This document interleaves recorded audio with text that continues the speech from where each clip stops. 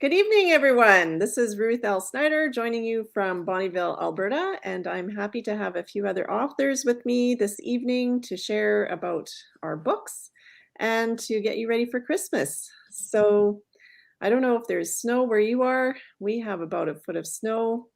I'm going to add Kim to the stream. She said she's getting snow today. And we had freezing rain today, so I don't know. I guess winter is here, but 'tis the season. So I'm in Alberta. Julie is in Washington. State. Is in Vancouver, Washington State. Oh, Washington State, sorry. That's okay. Kim is in Pennsylvania, and I see Phil has joined us. Yay! There he is. Hello. Hi, Hello, Phil. Can you hear me? Yes, we can. Oh, good. We were Good. just talking about what to do if you didn't show up, but I'm glad that you're here. Oh, well, I was panicking here. I was hoping it would have a back screen.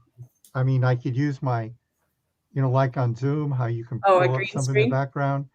So I had to quickly put this behind me because what's behind that is a total mess. Shh, don't tell anyone your I secrets. shouldn't have confessed. My husband and I were trying to shouldn't get have this said exactly anything. the right height and putting it on top of bottom. It's very precarious. If I back up, it's going to fall on my head. So Yeah. Okay. So how's everybody doing? I'm doing well. Doing well. terrific. Good. All right, so Yeah. what we're going to do is we are going to kick Julie and Kim to backstage, and Phil, I will interview you, and then we'll Oh. bring Julie and Kim back to read a selection from one of their books. So we'll go ahead and do that and see how things go. Okay. All right. So I'm happy that you joined us tonight, Phil. Where do you live? I live most of the time in Southern California, in Orange County, in a city called Placentia, but it's next to Anaheim. People seem to have heard of Anaheim. Okay. And then we live part of the time in Central Arizona. Okay. So So that's my story, and I'm sticking to it. So you have warmer weather than we do here. I'm in Canada. Where in Canada, can I ask? In Alberta. Oh, okay. Great. So winter All right. started with it came in my area of Alberta. We got 12 inches of snow all at once, which doesn't usually happen that way, but it did this year. Okay. All right. Yeah. So Phil, do you call yourself a writer, and why or why not? Yes, I've started to call myself a writer. For a long time I called myself an engineer. Then I called myself an educator, and now I'm starting to call myself a writer, depending on who I'm talking to. So, anyway, but I plan to continue writing. That's why I call myself a writer. So. All right. I know some people who write who do not call themselves a writer. That's why I phrased the question the way I did. So tell us a little bit about yourself, whatever you'd like to tell, and how it led to you writing a book. Okay. That's a great first question. So I'm a retired engineering professor who's not retired anymore. I worked for General Motors for 10 years after college, and then I've been teaching at Cal Poly Pomona University for almost 40 years. But I was fully retired, and then they asked me to come back and teach part-time. Married with 4 children. 2 live in Arizona and 2 live in California, thus are, dual residences. And the interesting thing about my writing journey was that I didn't intend to write a book. It fell into my lap because I was trying to find out what happened to my uncle who was missing in action in World War II. I had seen the movie Saving Private Ryan in 1998, and Private Ryan was a missing paratrooper in Europe. My uncle was a missing paratrooper in Europe. Uh, Private Ryan had 3 brothers serving in World War II. My uncle had 3 brothers serving in World War II, and there were other parallels. And so, I mean, he had been missing for 73 years, and the family didn't know what happened to him. So I just said, I wonder if I could surf the internet. We have the internet now. I wonder if I could find out what happened to him. And it took 20 years. But about to finally actually see him come home. But I said to myself about 10 years into the journey, you know, if we ever do find him, I'm going to write a book. And people kept telling me, oh, Phil, you need to write a book. So in 1918, when they found his remains and we brought him home and buried him here with his brothers, then I had to write the book. So I became a writer. And then now I have a list of books to write. I hope that helped a little bit. I didn't run through my list of interests and stuff, but that's okay. No, it always helps to hear a little bit about people and how they got into writing. So what types of writing projects have you done? You told us a Well, little. in academia, I've done, you know, lots of writing of articles, you know, my dissertation, just all kinds of stuff like that, all the time writing. But now my writing will, you know, is more geared toward publishing books. And I've I've written a lot of newsletters for organizations and stuff, but now I think I'm going to focus on books, and I enjoy it. I think other authors will pretty much say the same thing. Writing the book is one thing, but getting it sold is another. You know, that has opened up a whole new. I probably spent as much time trying to sell the book as I did writing it. So, but Well, since you brought up yeah. selling books, what has worked for you? So far, I've been using Amazon ads. They work, but I can't say I'm making a profit on them yet. But that works. And podcasts work. And so my next foray is into YouTube to help build up my email list. And I'm trying to do things that last. If I make it, it's there. You know, the podcast broadcast, it's there. Mm-hmm. YouTube videos are there, and people can find them. What doesn't work very well, I've done a lot of speaking engagements where I'll go to a luncheon or I'll speak to a group on Zoom, and they love it. It's great, always wonderful reviews, but then it's gone. And if they didn't buy a book that day, they probably never will. But that's kind of where I'm trying to focus now and I'm planning to record the audiobook to give myself another platform. Mm-hmm. And and I am trying to reach out to interest groups, not just people that want to hear what my story is, but people that care about the story, you know, like Mm-hmm. military organizations or organizations where people have gone through the same kind of thing our family went through, grief and loss and all kinds of stuff, a lot of garbage. And so that's about where I'm at right now. I have to at least admit, I never expected with this book or cared that much about making a lot of money on it. Mm-hmm. I've probably given away I don't know. I don't know how many books I've given away. It's a business card. Hmm. You know, a author's copy from Amazon of a book is so cheap. It's a business card. Right. So anyway, Good. but I Thanks for sharing. yeah. What advice do you have to those who are new to writing or just wanting to get started? Um, well, I think there's lots of different kinds of advice, but what I found uh,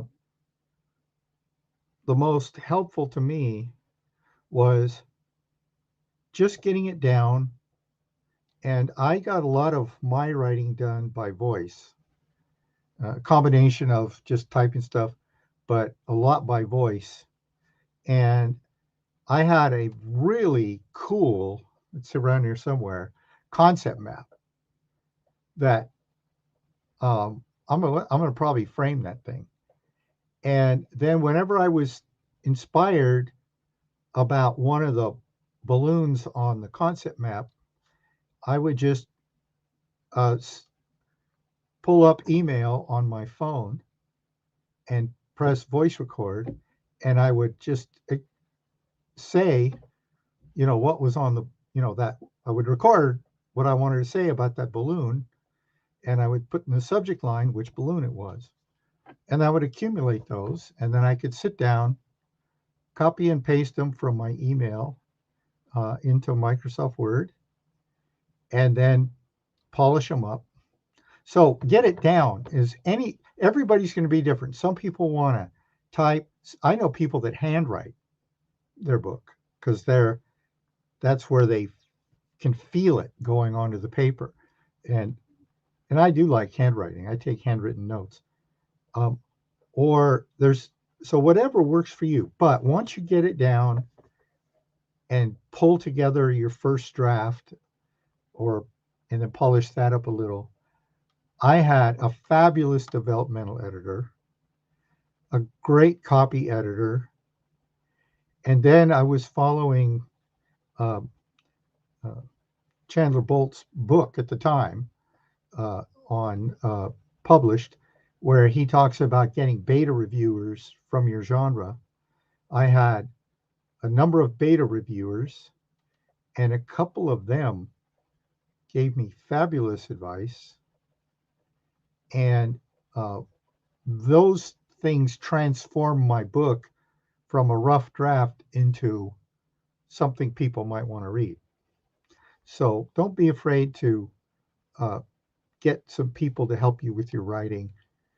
That includes writing style, content, what's included, what you should delete.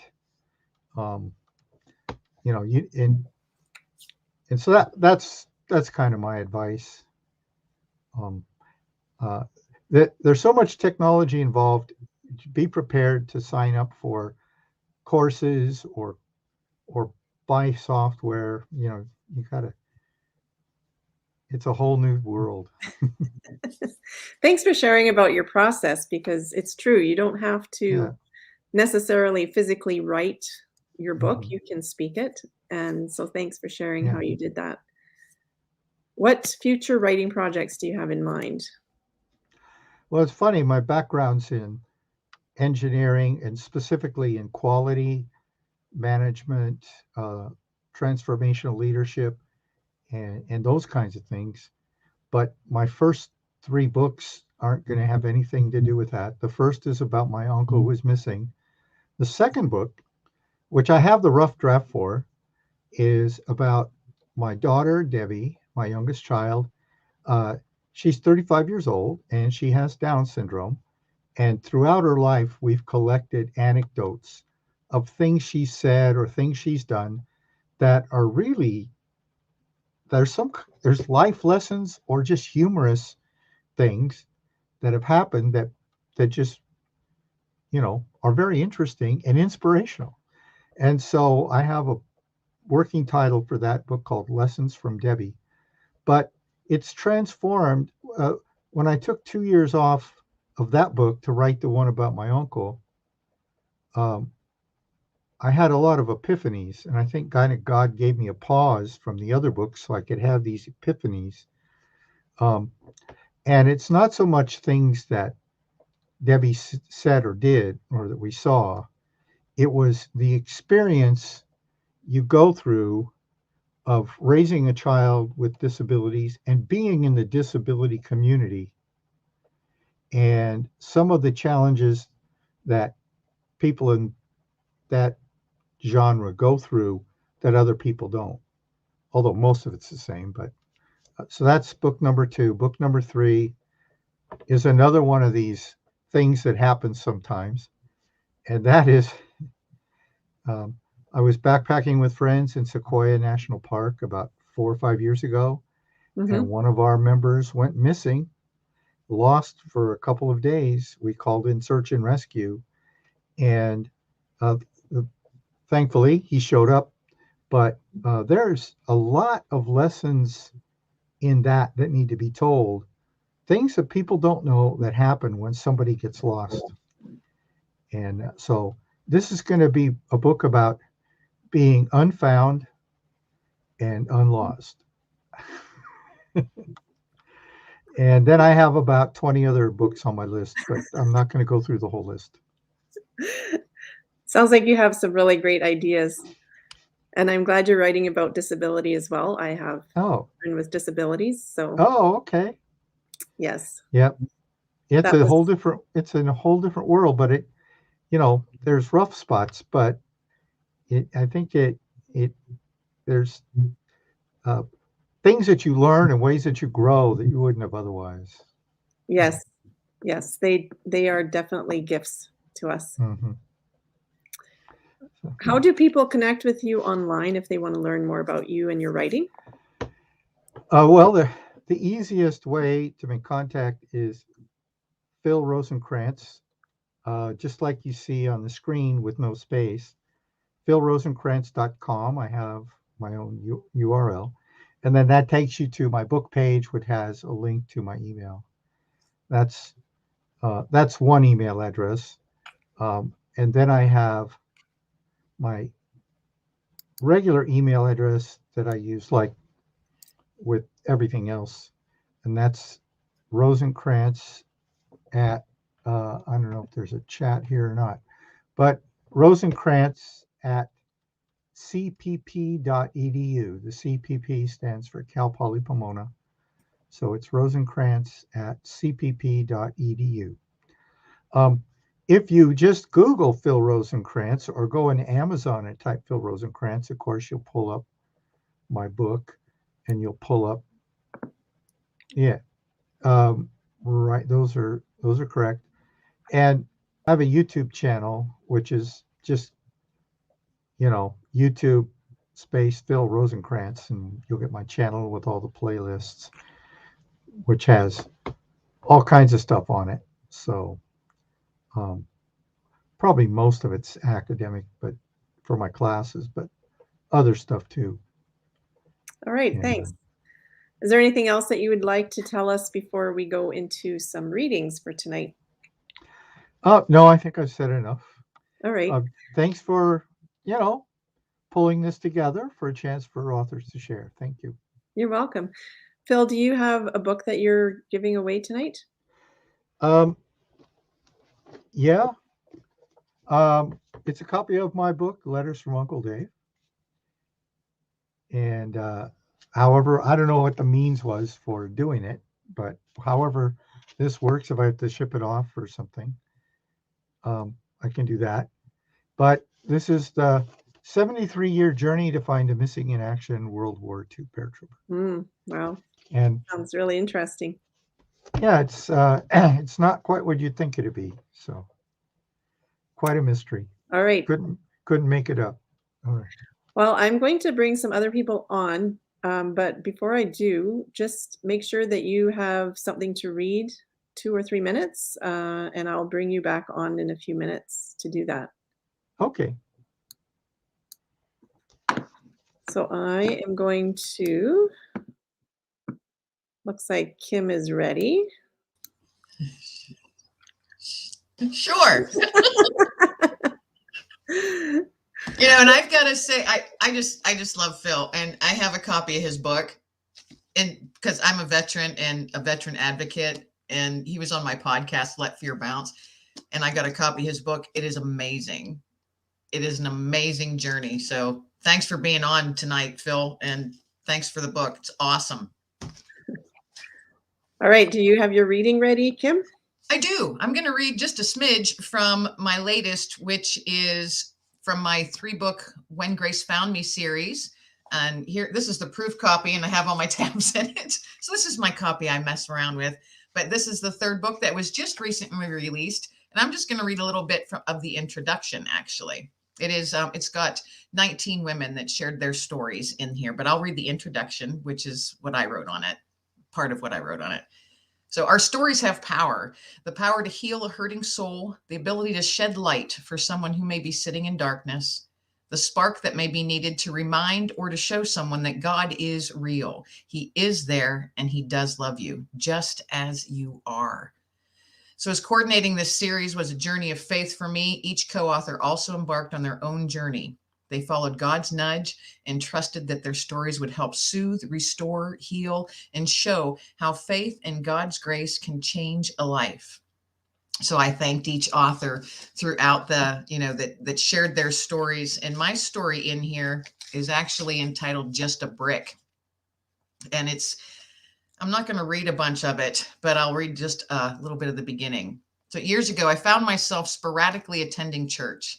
I did not consider myself a Christian. And in hindsight, I know now that I was seeking something, but I had no idea what that it was at the time. When I did attend a service, I didn't understand much of what I heard. The sermons and stories were confusing to me. And so each time I would attend, I would leave feeling confused and even angry, carrying a chip on my shoulder.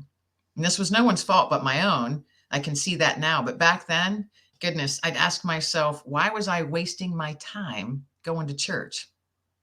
I would have this running monologue in my head. Who is this guy up front talking about Jesus and talking about letting it go and giving it to God? What does that even mean? And those singers up there, I think they're up there just putting on a show. No one I know acts like that in church.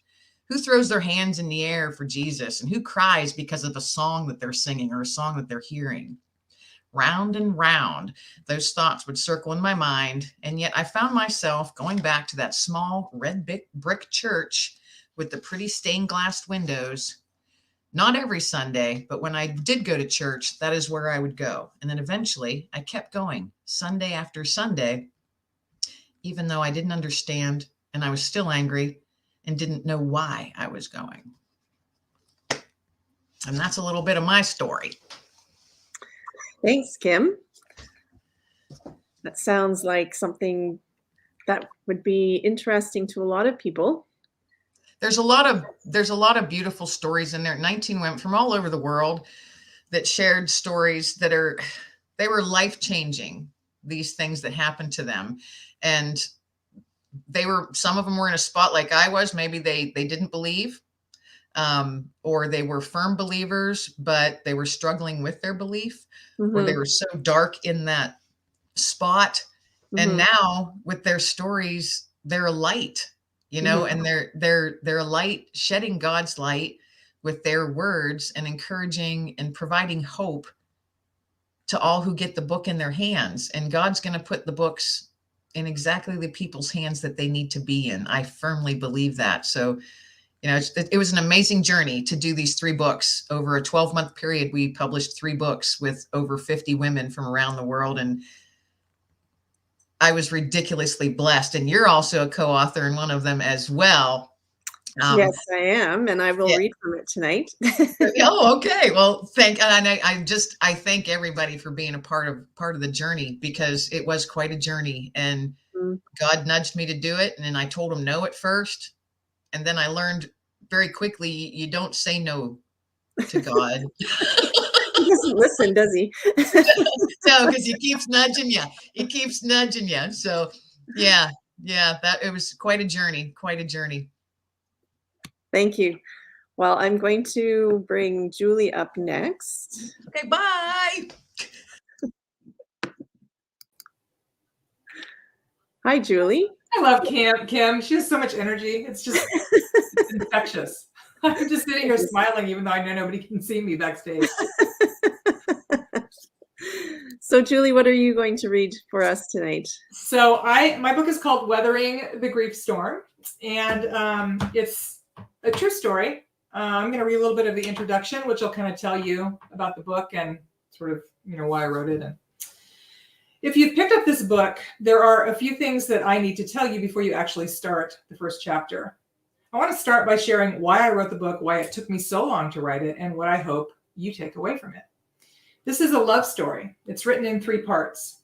Part 1 is the story of my relationship with my amazing husband, John. I will tell you right up front, spoiler alert, that John dies halfway through the book at the end of part 1. So it's really the story of how our love got us through the most brutal part of our lives together, which ended up being the end of his life. If you're like me, you'll hope against hope that somehow he won't actually die. It's just like every time I watch one of my all-time favorite movies, Apollo 13. They do that routine tank shake, and I'm hoping that by some miracle, there won't be an explosion and Tom Hanks will finally get to walk on the moon. As I worked my way back through the blog from which this book was born, in order to mine my story, I found myself in magical thinking, hoping that the story had a happy ending, even while knowing that there was no way that it would. The second part of the story is also a love story. It's the story of finding my way and loving myself through the brutal time after John died. I thought I was prepared for what would happen since I had had over a year to get used to the idea of life without him. We hoped for a miracle, but we were told from the beginning that stage 4 metastatic melanoma was a terminal cancer. I just never really believed that he'd actually die. I honestly still don't think that he believed it either. Even before he died, as I shared our story through the blog that I wrote, as much for my own processing and sanity as anything else, the seeds for this book were born. Everyone kept saying that I should turn it into a book, and I agreed. Before John died, my standard answer to that suggestion was that I would write the book once I had my happy ending. Of course, in my mind, that meant John got his miracle and we lived happily ever after, as we planned to do when we married. I honestly could not imagine another ending. Once he died, I realized I couldn't write the book from where I was then because the story wasn't over. And in many ways, it had only just begun. I clearly wasn't getting my happy ending, and I had no idea where I'd go with the book if I did decide to write it. In many ways, I've been writing the story every day these past several years since losing John, redefining my life and figuring out what a future without him would look like. I know that a book like this, outlining in great detail the worst time in my life, followed by a complete rebirth of me, can't be written in the middle of the grief brought on by those experiences. And while I realize I'll never stop grieving on some level for all the loss John's death brought, I have finally come to a point where I'm ready to look at that time and what it taught me through a much less painful lens. Don't get me wrong, I'm sure much of this book will absolutely be written through a blur of tears accompanied by a pile of Kleenex on my desk, but I'm finally ready. And it was written through a blur of tears, a pile of Kleenex on my desk. So that's the beginning of the introduction of my book, and I'll be sharing more in subsequent evenings. Thanks, Julie. I have to bring Kim back on so she can do what she was doing a couple seconds ago in response to what you read. I have a copy of Julie's book, and listening to her read it, I'm getting all teary, and I'm sitting there going, oh, because I have your book and I've not read through the whole thing. But hearing you read it out loud, it's a total different experience than just me sitting there reading it. Well, that's a good nudge for me because I have been told I should record it as an audiobook. It's very powerful when your voice is behind it. And I was just sitting here going, oh. Well, come back because I very carefully curated the short snippets that I want to use. And don't get me wrong, Ruth and Kim. I mean, I literally I practice out loud so that I can keep my emotions in check because it's not an easy thing. No, you had me sitting here crying. Yeah. And it's been 5.5 years, and it still sometimes it impacts me. So I love the opportunity to share our story and the amazing human that he was, for sure.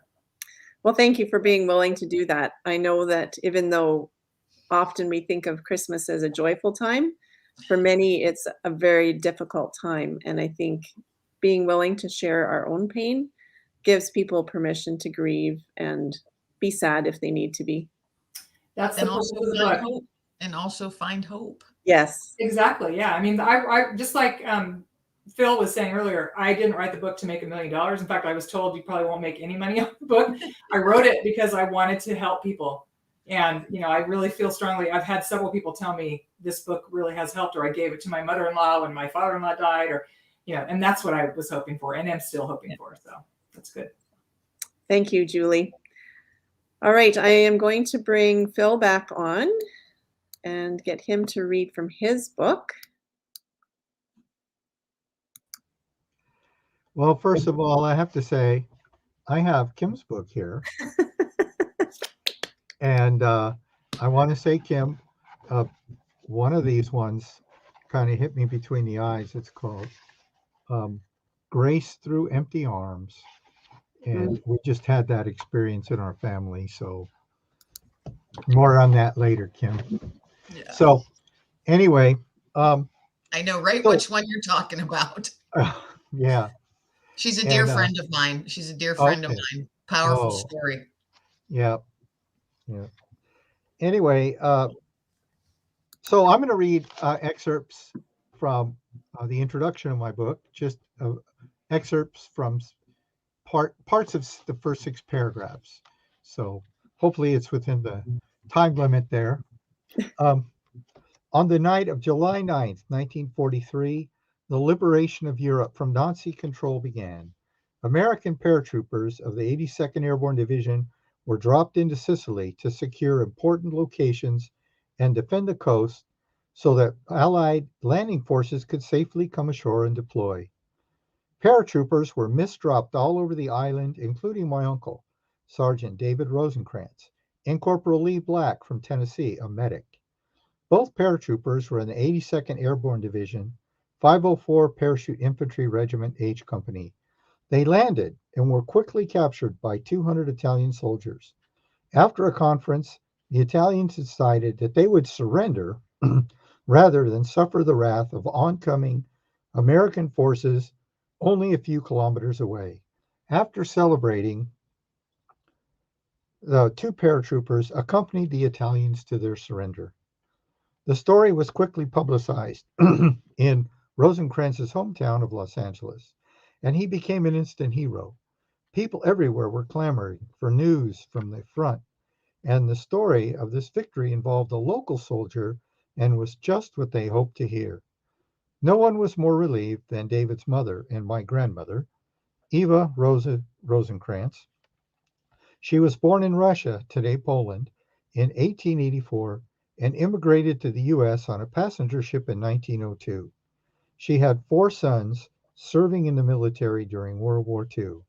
After hearing the capture story, Eva Rosa was quoted in a big article in the Los Angeles Daily News saying, "I just knew he could do something big. Everybody liked him. He could do anything."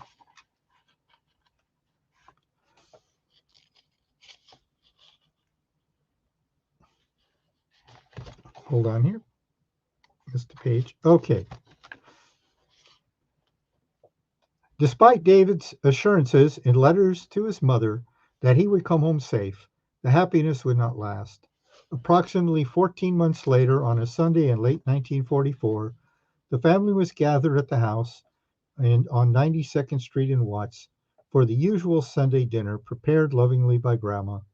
Family and friends were enjoying each other around the dinner table when a vehicle showed up and officers delivered terrible news. They told the family that David was missing in action, and the report was that he had been killed. However, there were no details about his death. The news devastated the family. My Uncle Max told me it was the worst day of his life. My father never talked about his own pain. I regret now never directly asking him about it. David's mother, Eva Rosa, was never the same for the rest of her life.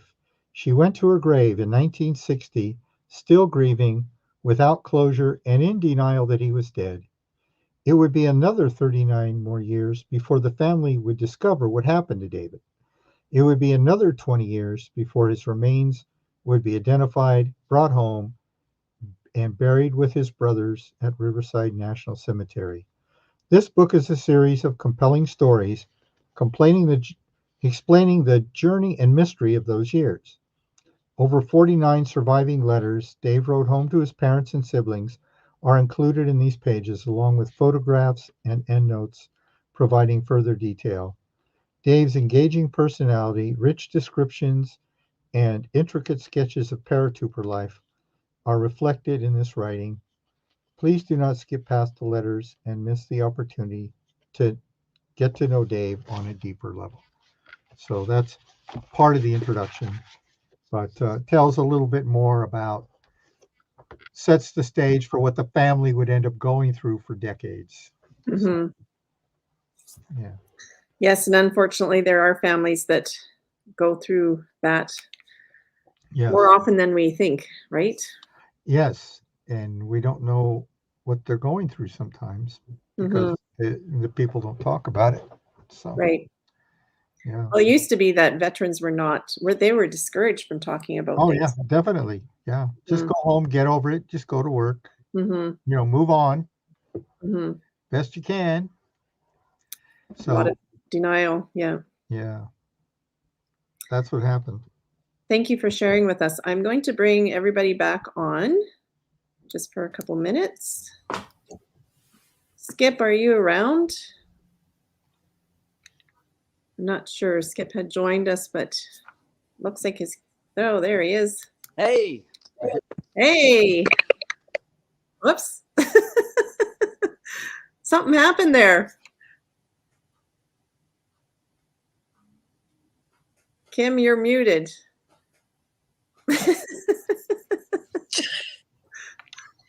I think Skip turned his camera off and he meant to turn it on, or I don't know. I don't know. Like, Skip, you're blacked out on us. He's gone. I'll take him out until he figures that out.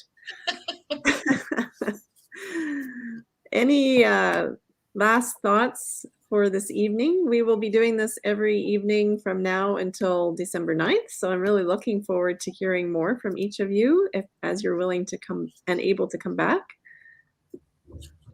Yeah, I just think I love the idea, and I'm glad that you came up with the idea and we were able to, shoot out some invites and get 12 people to come on board. So yeah, I think it's gonna be fun. There he is. Hey, Skip. Did I lose you all? No, you're here. There you are. No. Bye. We're glad to see you again. Yeah, good to see you, Skip. Skip, did you have something you wanted to read tonight? Boy. Now I can't hear you, Ruth. I don't know what happened. I don't know. Can you hear any of us? No, doesn't seem like it. Yes, not. Must be on my end. I wonder if his phone, if his volume is turned down. That could be. Can we? Happened to me before. Maybe I'll leave and sign back in. I'm going to go out and come back in real quick. You know what's cool with Skip? He just got he's going to be doing a TEDx talk. Yes, he told me he's flying out tomorrow. Yeah, he's coming to Canada. Oh, is he? To Vancouver? Yes, Vancouver, Canada. Cool. Because he had sent me an invite to sit in on some of his practices. Okay. And give him feedback and stuff. And I haven't been able to get it. Well, I tried, but he gave me the wrong time for one of them. Oh, no. I'm glad he's doing that TED Talk live and not virtually, because it seems like there's some technical issues. Yeah. Here he comes. Can you hear us now? Can you hear us? Oh, yes, absolutely. Yay! It's good to see you, Kim. It's good to see you. Good to see you. Love the readings. Skip, do you have a reading you want to do tonight? I don't have my book. Let me see if I've got the right one here that I've got the pages marked.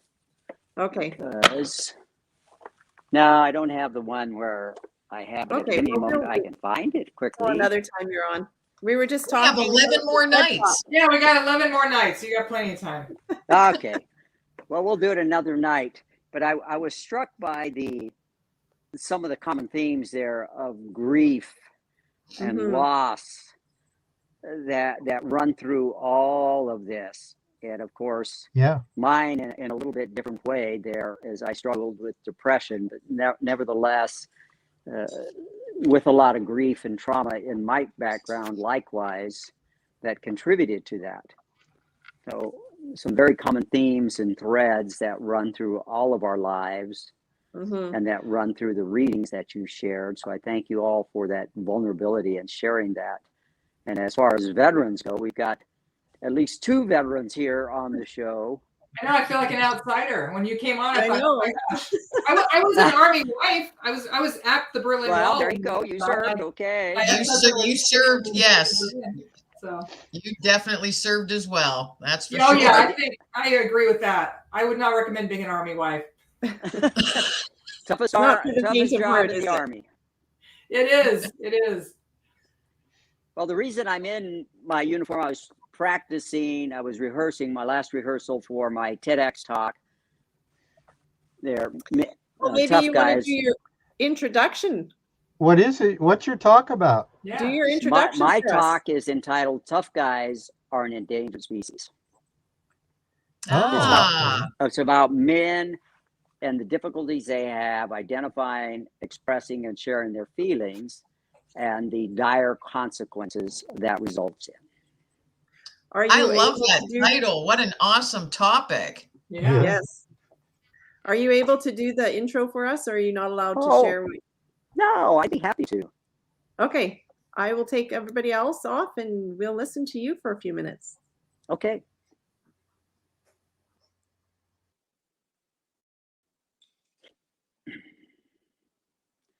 After morning formation, the platoon sergeant met with Private Smith. The sergeant knew that Smith had marriage problems. He knew Smith was a loner and didn't have a battle buddy. He didn't have a best friend, somebody watching his back. He knew Smith felt horrible and was struggling. Private, why don't you reach out and connect with the chaplain? Nah, Sarge, I don't need to talk with the chaplain. I'm an airborne ranger. I'm tough, not a sissy pouring out my heart. Okay, Private, but I'm here for you if you want to talk. 2 days later, Private Smith sat at home alone with a loaded rifle, the safety off. His only companion was a note of apology. It said, "I'm sorry. I can't take the pain any longer." He put the rifle in his mouth and pulled the trigger. Private Smith was a father of 2, a husband, son, brother, and friend to many. He joined over 300 men on active duty in the U.S. military who die by suicide annually, just a fraction of the 33,000 men who die by suicide each year in the U.S. Tough guys like Private Smith are an endangered species. Like Private Smith, I was a tough guy. I was an Army colonel. I was a national wrestling champion. I spent a year and a half in combat zones. Yet, we don't need to be in the military or be a tough guy to understand the importance of dealing with our feelings. And when we fail to do so, it can be deadly. Is it any surprise that men die by suicide 3.5 times as often as women? We need to help tough guys to understand it's okay to share. It's okay to reach out. It's okay to connect. My story will help you be a better partner, father, and friend, family, and friends of tough guys. My story will help you help the tough guys in your life. Men have been conditioned not to show their true feelings. It's the way they've been raised. Don't be a crybaby. Don't be a sissy. Be a man. Real men don't cry. Boys grow up hearing these words. I know I did. Dr. Ronald Vaught, a clinical psychologist and former president of the American Psychological Association, coined the term normative male alexithymia. Normative male alexithymia means feelings without words. Simply put, men don't know how to identify, express, or share their feelings. They don't know how to reach out and connect with other men on an emotional level. Multiple studies show that many men won't seek help for health problems, and especially for mental health issues, including suicidal thoughts, because they don't and won't seek help. They're lonely, isolated, and depressed. They struggle with mental pain and negative thinking. They experience blue mood, loss of pleasure in their passions, and impaired sleep. They seek out high-risk activities, gambling, fast driving, unsafe sex, and extreme sports.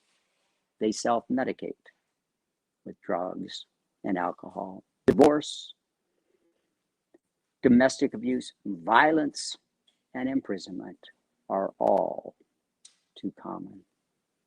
As one of those tough guys, I saw asking for help as a sign of weakness. As one of those tough guys, I struggled in silence with mental health issues. As one of those tough guys, I stuffed my feelings down, just like Private Smith. I did not reach out and connect with others. I struggled until I couldn't stand it any longer.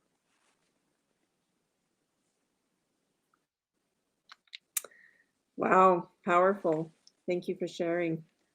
My pleasure.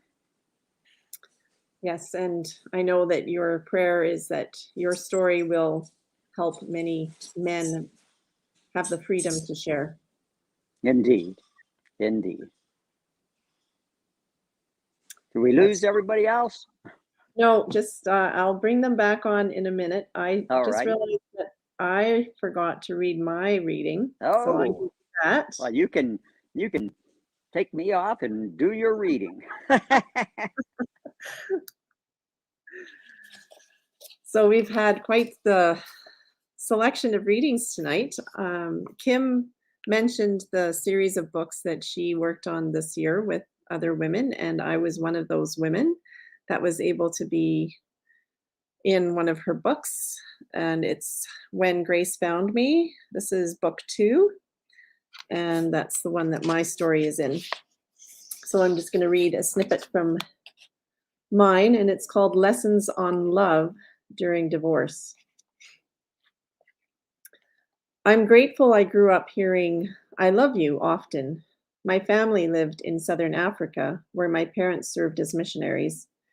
Family vacations included camping, visiting game parks, and enjoying places like Victoria Falls.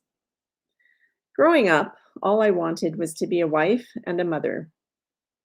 My husband and I met while working at Bible camp. After our marriage, we were told we would probably never have children of our own. We grieved deeply. Then 6 months later, I was pregnant. We were both excited. 6 weeks later, I miscarried. I was angry with God. I wondered if life was worth living. God met me in my pain and reminded me of all the blessings I had. We decided to pursue adoption. God blessed us with our first daughter, Grace. Eventually, we adopted 5 children, several with special needs. They transformed me into a mama bear advocate, and I spent 6 years serving as a school board trustee. My husband seemed to have time for everyone except his family. When I raised my concerns, he made promises. We attended marriage workshops. I read books, and I did what I could to change myself. However, instead of things getting better, they deteriorated. We had multiple meetings with the school and with children's services because of the choices that my husband made. I kept hoping and praying that things would improve.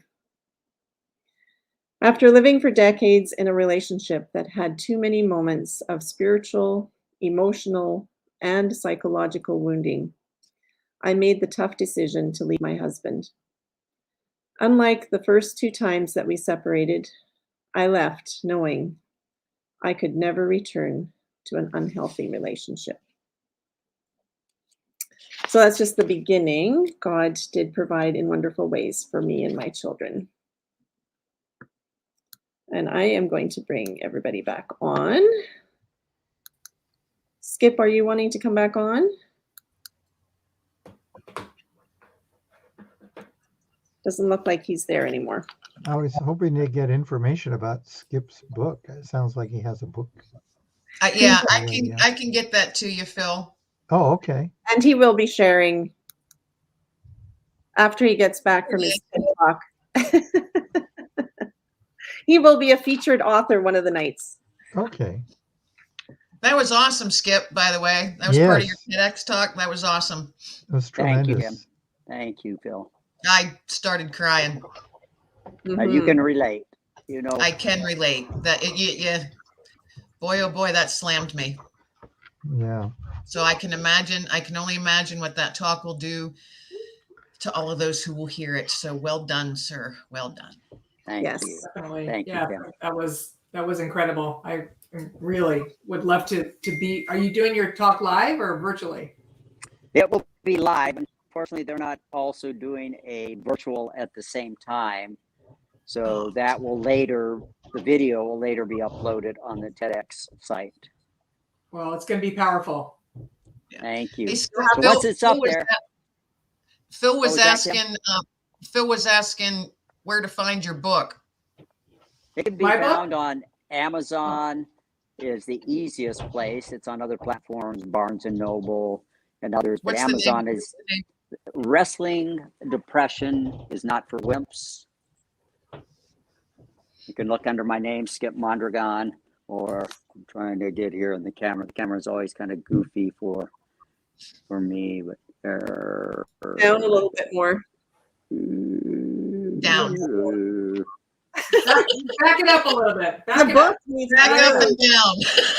Back up and down. There yes, you like go. I say, this There we go. I think I can find it. Good job, Colonel.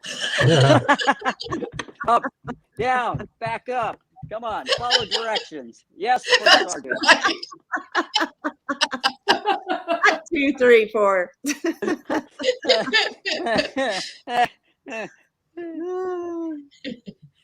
Well, thank you everyone for joining tonight, and we will be back tomorrow at the same time, so 7 p.m. Eastern on Facebook, YouTube, and Twitter. So I hope that you will join us. We will have a different featured author tomorrow night, and every night we will have a different person that answers the interview questions, but we will also have a variety of readings, and Julie will be reading some more from her books. I believe Kim will be reading more from her books. Phil might be joining us again, and Skip definitely is coming on to do some readings and to be the featured authors. So I'm looking forward to hearing more from each one of you. Is it the same link each day? Thank you, Ruth. Yeah. Yes, it'll be about an hour each day. The same link, the same URL? Oh, no, I will send you a new link. I'm going to end the broadcast and we can chat about details after. Oh, okay. Hey, everybody. Adios. Good night. Night.